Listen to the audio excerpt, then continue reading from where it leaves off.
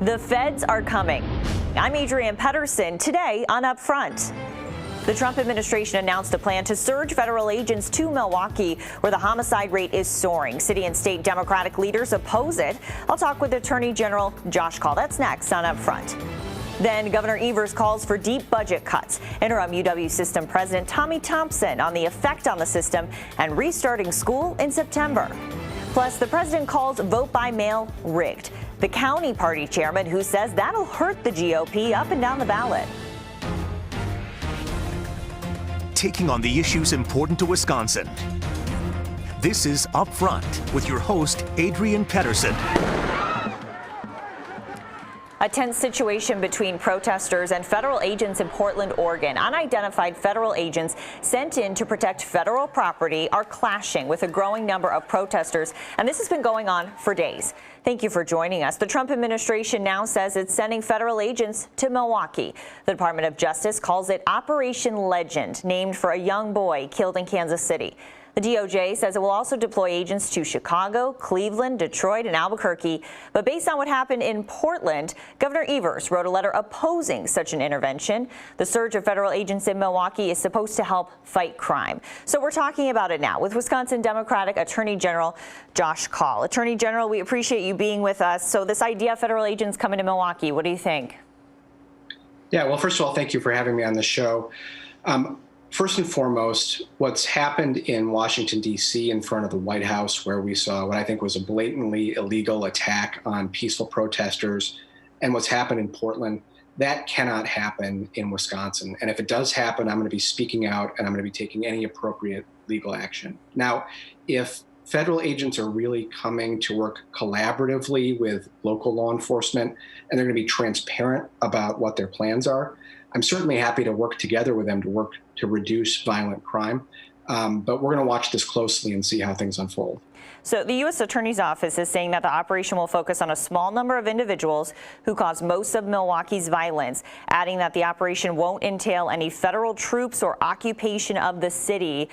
What are you learning about what this operation could look like? Do you believe that's what it will be?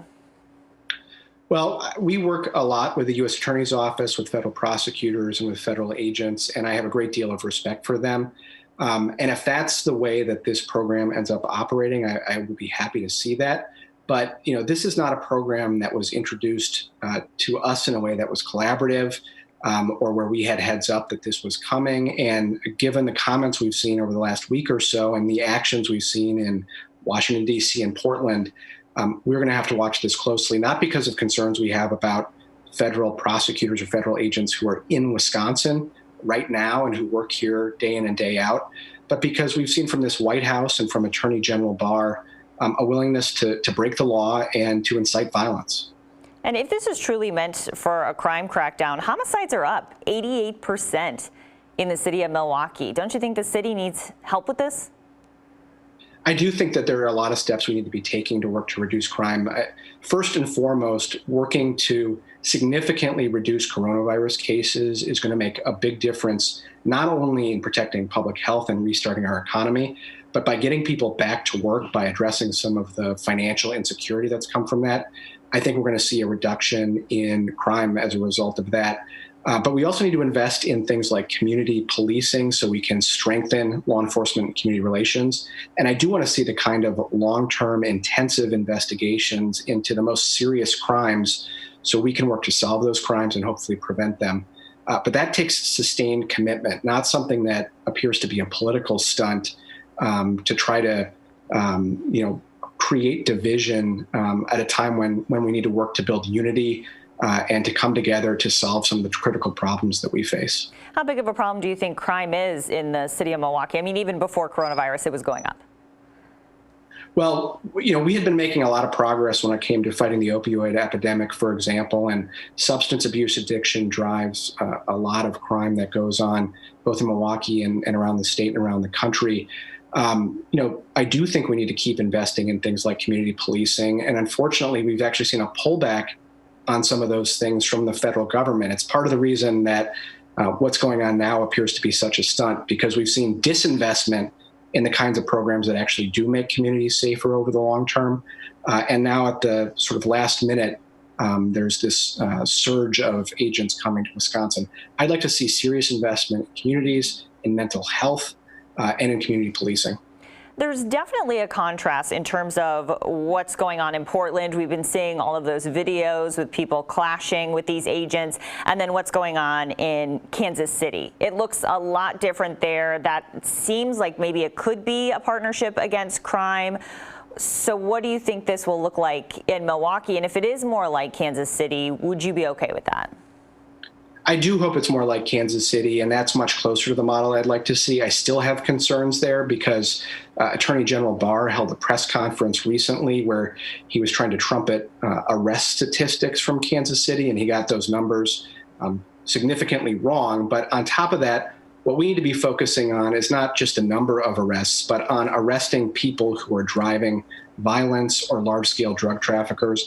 And that takes long-term commitment and intensive investigations so we can dismantle drug trafficking organizations or violent gangs. That's how we can make communities safer in the long term. And you mentioned that you'd be willing to take some type of action. I know in Portland there are lawsuits. Is that what you're talking about? Would you file a lawsuit? Potentially. I mean, if what happens is an appropriate program in the way that the U.S. Attorney has described it, then there's not going to be any need or basis for legal action. But if we see something like we saw in Portland or Washington, D.C., where there's an infringement on people's First Amendment rights, or where federal officials are enforcing laws that aren't federal crimes, the way our system is set up is that state and local law enforcement officials are the primary source of law enforcement. We have a limited set of federal crimes that federal agents help investigate. What the Trump administration has done in Portland is to try to flip that and make federal agents the people who are the primary enforcers of local law. That's not how our system is set up. It's unconstitutional, and we would challenge that if that happens. So where do you go from here these next few days? Who do you plan to reach out to? How are you going to learn more about this before potentially people show up? Well, we're going to keep communicating with those who know what's going on with this program, including the U.S. Attorney's Office. We've had communications and we'll continue having communications with them about how this is going to shape up. We'll also be in contact with other law enforcement agencies. And my hope is that we will continue our strong working relationship. And frankly, I don't have any doubt that we will. My concern is with what's going to happen in Washington with the president and with Attorney General Barr. And that if there is a change in what they're describing with how these agents are going to be used, I'm hoping to be notified as quickly as possible so that we can take appropriate action. Attorney General Josh Kaul, thank you. Thanks for having me. Coming up, the plan to restart school at UW colleges and universities. Interim President Tommy Thompson on what they'll ask students to do to help prevent COVID-19. That's next. And later, the Republican who says President Trump is just wrong about mail-in voting.